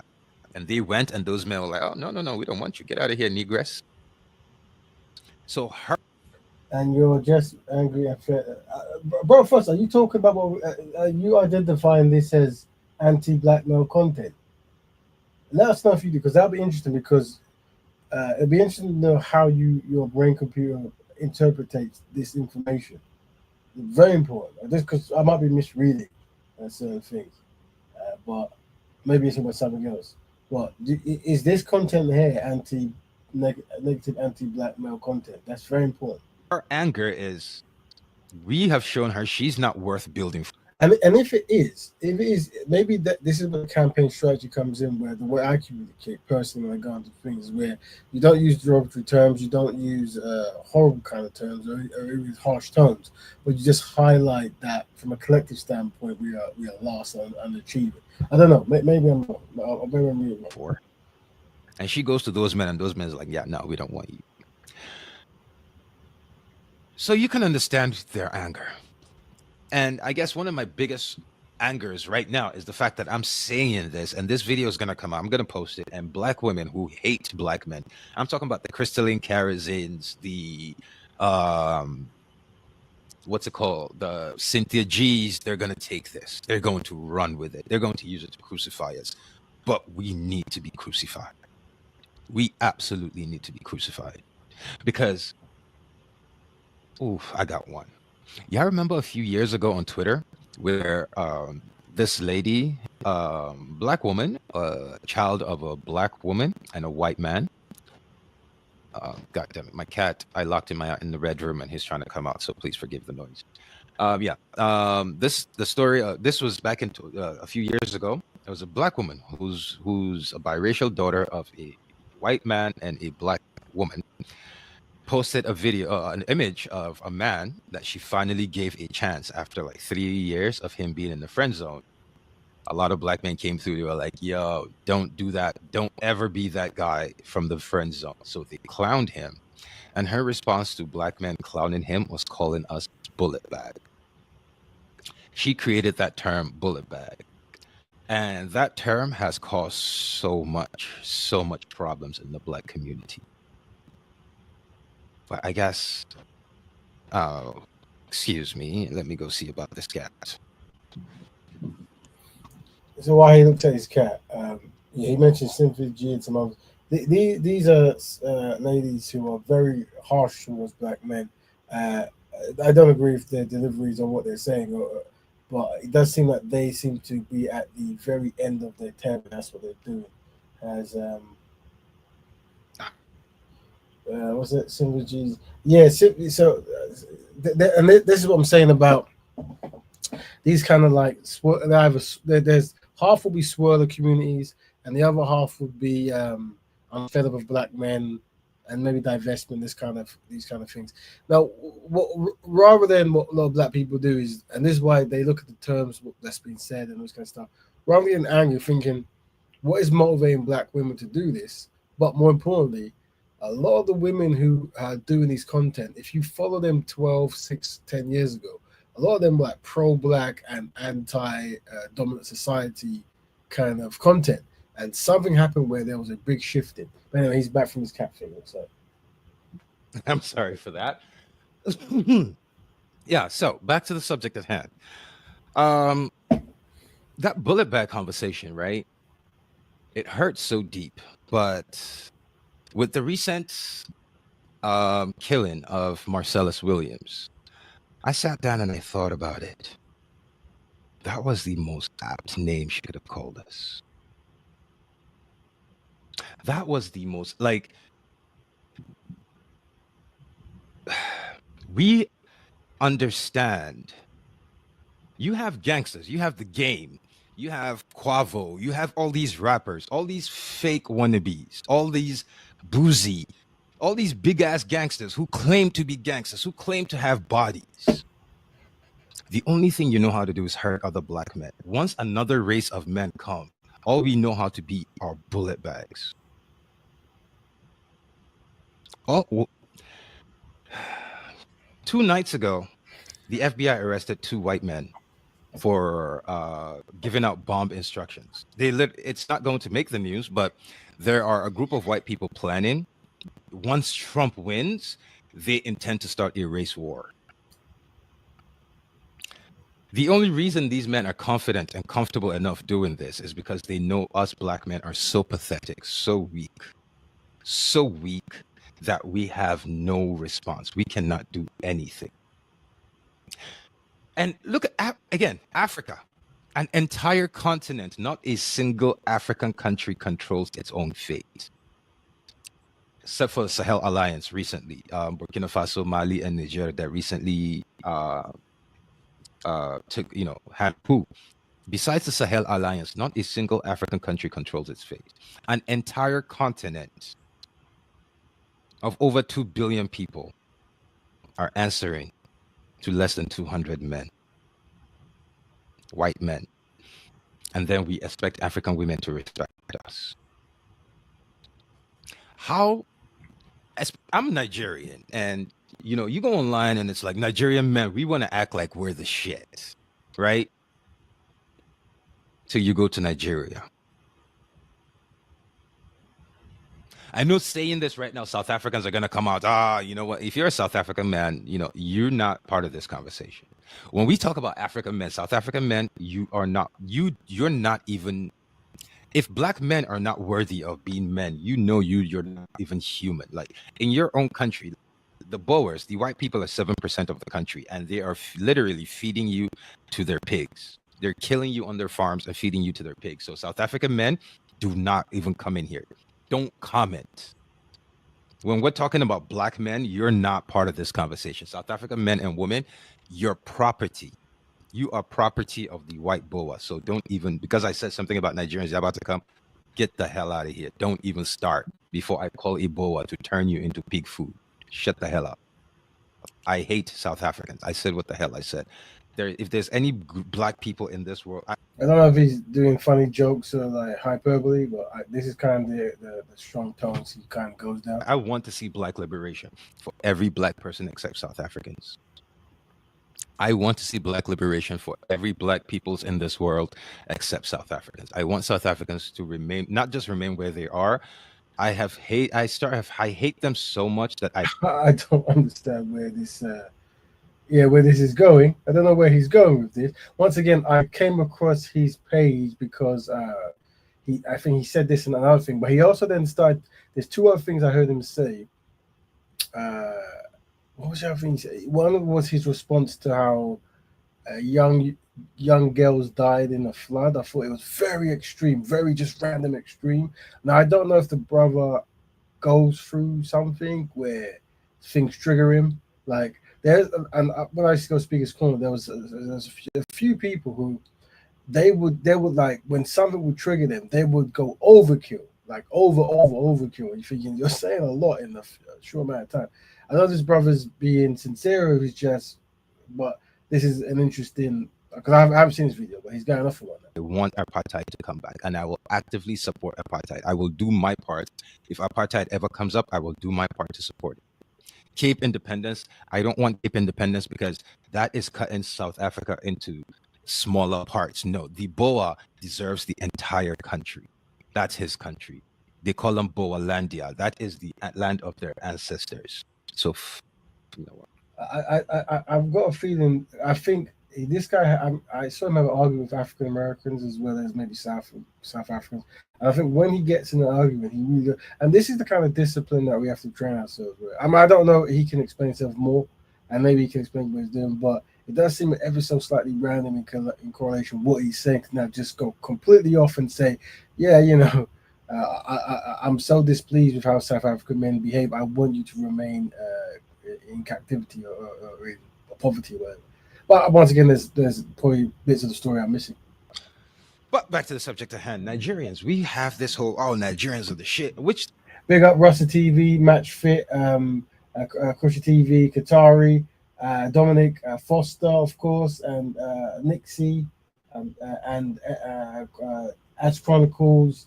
Trying to think of is there anyone else. If I've missed you, 1,000 apologies. Those in the back of Melanated Gods, of course, silly me, and everyone else who's in the back who listens when they can. Just for anyone joining now, what we're doing is last week we had a very important conversation about small tasks we can do to as a community, and one was we could one thing I'm pushing forward is have a database, which I have, and add people on a database so we can approach and network with, have meetings, do pro bono work, as well as help them get funded. And this brother, I don't know what he does. Now, if he's speaking like this, I don't know if I can necessarily help him get funded, because he's in one area he's very strong and correct, but then it's kind of like Kanye West. You know, like, maybe it's a bad example. 1,000 apologies if I said it wrong, but he's like a brother where you know he can say something that actually like George Bush doesn't care about white people. That's a very good statement. I get that. And then he'll say something else later on. Slavery was a choice. Like, oh, okay, so this might be like a Hail Mary kind of play to use certain brothers who are very passionate in the moment. But once again, I could be wrong. You know, technically you want to say we are, but we're not. Nothing in Nigeria, like the richest black man in the world, Dangote, he just made got on the news and said he just realized that the oil cartel are more powerful than the drug cartel. Oh yeah, and even if the brother is an extremist and he goes through like not schizophrenic dynamic shifts, but you know, he has a online vocal strategy tone or whatever.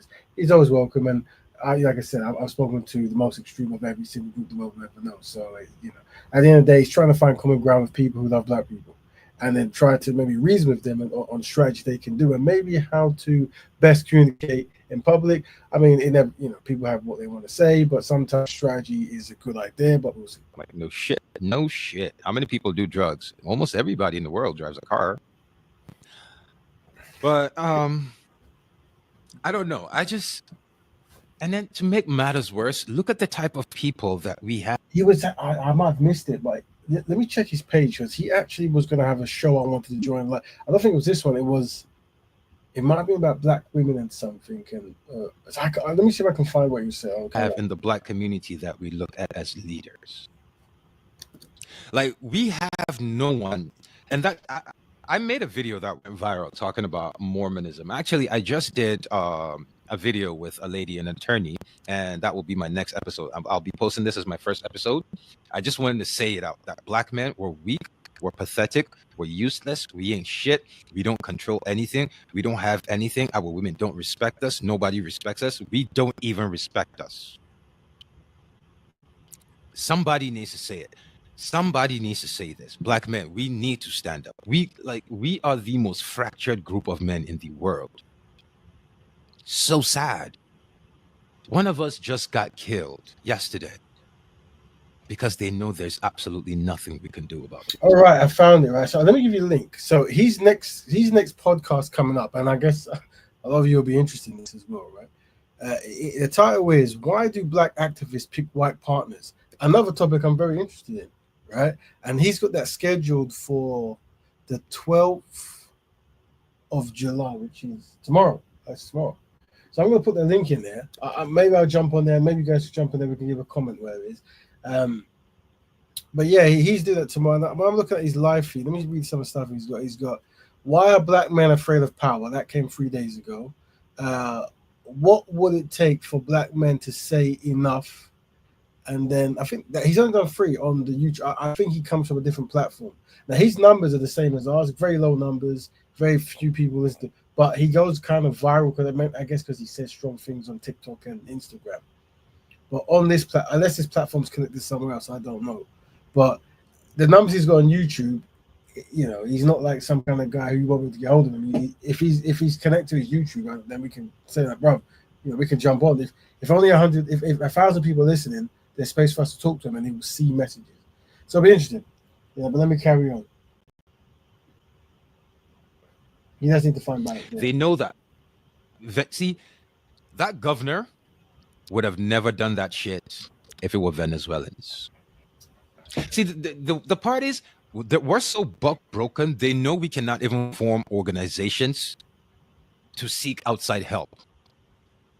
Like if we were not American, the US government would have come to black people and would have somehow formed an organization, would have given us weapons, would have given us funding to fight the government that treats us the same way America's treating us.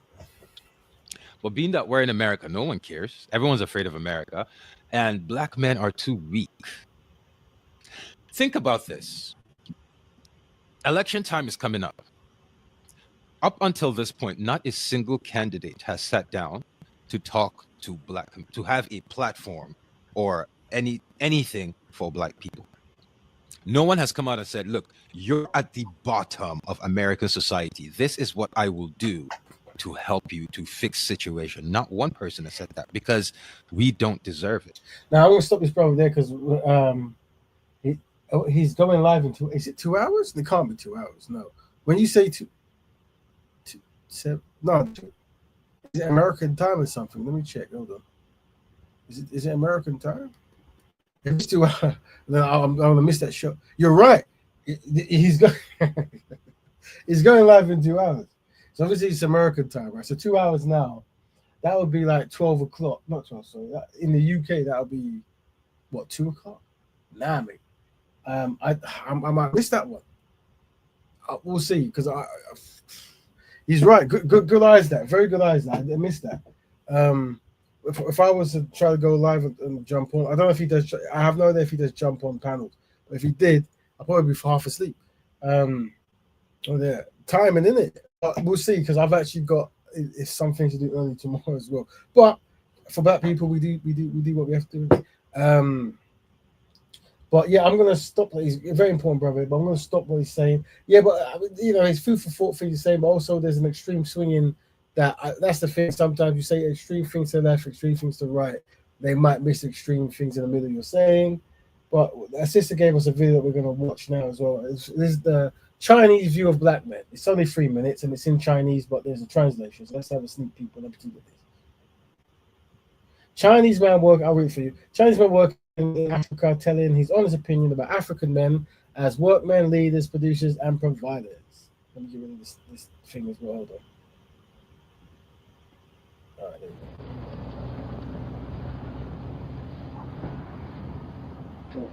go. The government here isn't. Did he say isn't efficient? Okay. Oh, it's that word's an important word. That is. We've been negotiating with them since the new year.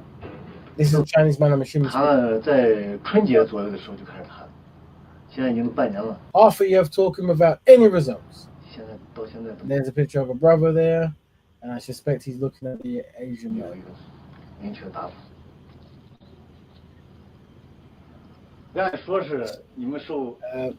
We were governed by the European country for so long. You should learn how things work. It wasn't that long ago. Only 50 years. We celebrated independence just a few weeks ago. What language are they speaking to, Joe? So the brother's speaking Chinese. So I expect this brother could probably speak 3 languages. Up until then, you were under colonial rule. Experience should have passed on. Only that way can you develop. You went backwards, not forwards. Neglected the things others had left for you. What's more, you completely destroyed them.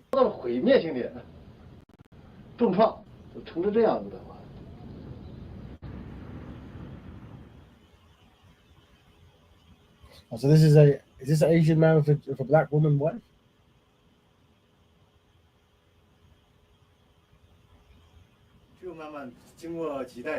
It will take generations to put things right.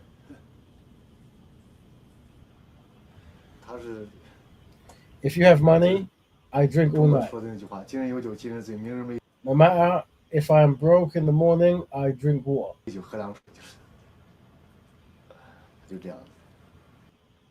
It's like that here.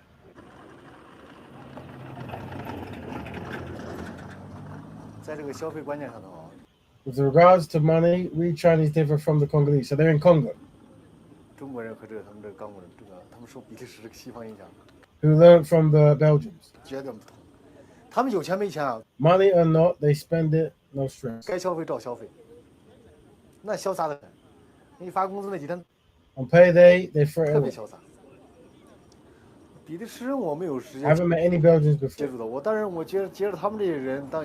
But looking at you guys, I suspect you're like that.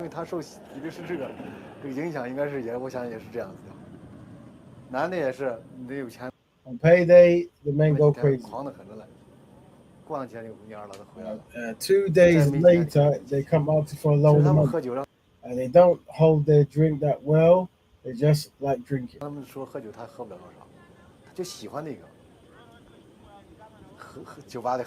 They stand at the bar drinking a beer, and then they start shaking their behinds.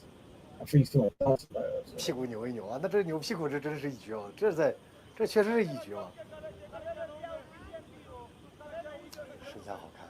It's wonderful. I don't know what's down with this. Is this another? This is another Chinese man for black, right?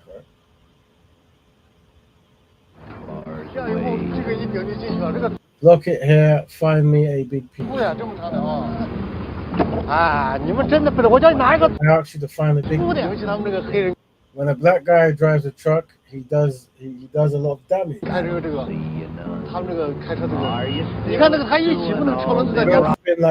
things we done. Eddie is the railway line. Spare time, why don't you learn to pray? Unbelievable. You can't imagine the effort it took to build it. Infrastructure has gone to waste, so it hurts to see it. You know nothing about your country. You might get the impression he's but he's just the way it's just the way you don't want to see Eddie, you are really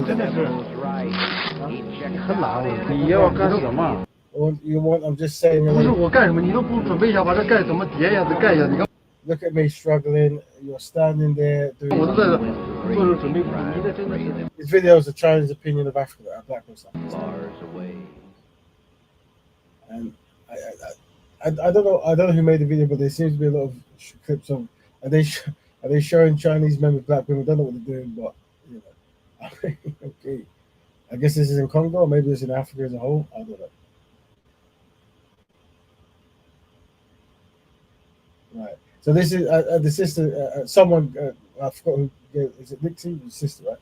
Gave video of just the Asian opinion in Africa about black men, and then now I don't know. There's got a whole lot of Chinese men with black women, having their children and stuff. All right. So let's go back to the database. So can I remove that?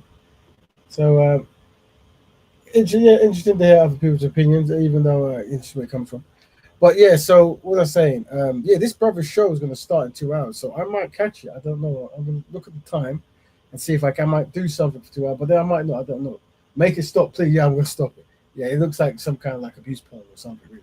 But either way, it would be good to see data when it comes to like infrastructure and how black people generally. There's obviously an issue anyway, regardless of what people say, don't say. But a campaign about awareness is important. But anyway, we'll look at that. We'll come to the end. The show went on longer than I thought. There is a China in Africa, quite big presence. So what we're going to do, Chinese man with a Kenyan, yeah, we saw that in the streets. Let's give it that. So we'll do it. Yeah, database is up. There it is. It took its time. Can't see it. Hold on. Where is this? Not that one. Where's my database? So yeah, what we say. So guys, this is a very small database I've got with activists and Pokemon. It is small. There's some things I've seen which I need to add it when I see it now. I'm going to do it. But if you got any people who want to add to the list, let me know. Brother Foster put in Limmy D Elizabeth. I'll check her out. So big up, Brother Foster. Trying to network and that good stuff. Where's that sister from? Is she based in the UK? Should I put UK, or is she based somewhere else? I don't know. But yeah, we're gonna end. We'll hit 2 hours. But resend this channel. What does that mean? Is that a name? Is that sister? Is that a name I should add to the database? I don't, sometimes people talk. I don't want to talk to me. But yeah, I'm gonna see if I can catch that show of that brother. He's talking about why black men why black activists marry white people. That's a very important topic, right? Very important topic. From UK but works in Dubai. She's Nigerian descent. So I'll put. Well, I could say based in Dubai. Really, I don't know, but maybe I should have another caption saying ethnic group and where they're born. Try to save him, balance education if he can be saved. Yeah. Well, it'd be good because at the end of the day, I strongly agree with acknowledging black people being born of the league, especially black men more so, and finding a small group of black men who acknowledge that and wants to do the campaigns to unite. Because that's the thing when you I think he said it as well, which I've said it, and I know you guys have said it, and we sang everyone knows. When you try to do black betterment work or pro-black work of any kind, your biggest obstacle comes from black people. So for me, a tool being used is breaking down this perception that black people are doing okay.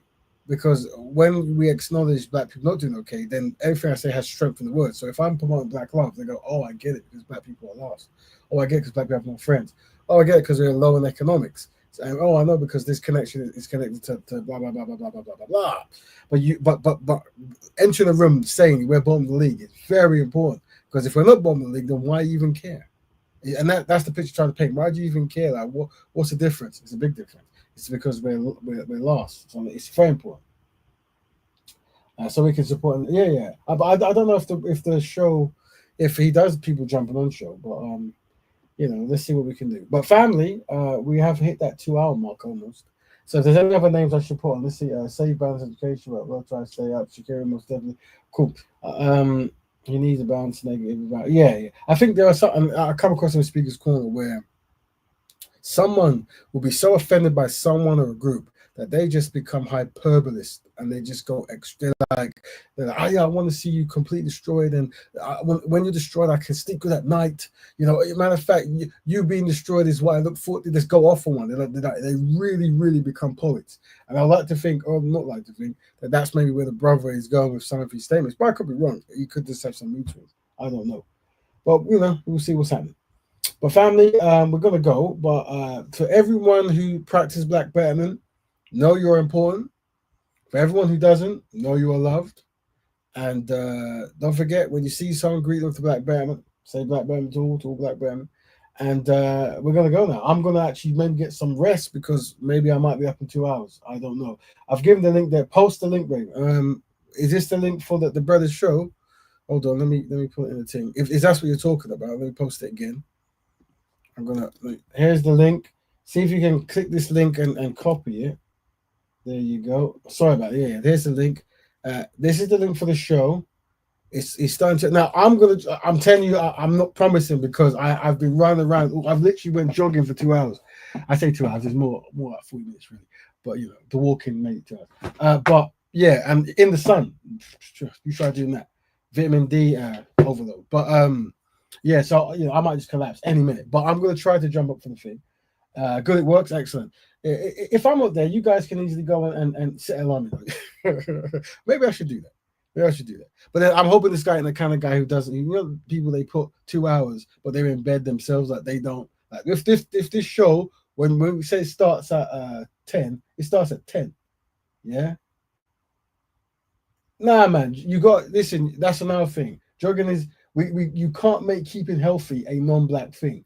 Yeah. You jogging, weights, a cardio, rowing, weight, or what's the other thing you do? Sports. anything to keep you healthy, you've got to. Just like there was a time in school they said studying was for white people. It's like you're doomed. You're doomed, aren't you? Right? You're doomed. Anyway, Black Betterment to all. I've given the link. Please say I'm going to shut in 7 seconds. Hopefully everyone can jump on there. But if not, I'll see you next week. But hopefully I'll jump on there. I'm not promising, but I'm going to try. But then he probably doesn't have a panel anyway, so I'm just listening. So I could have done that in the morning, really, if you think about it. Maybe a comment. Maybe you can do that. I don't know. Anyway, it's the weekend Raven push. Yeah, you're right. Okay, cool. Anyway, family, see you maybe today in 2 hours, maybe not. Black Betterment to all Black Betterment, and we're going to end the stream.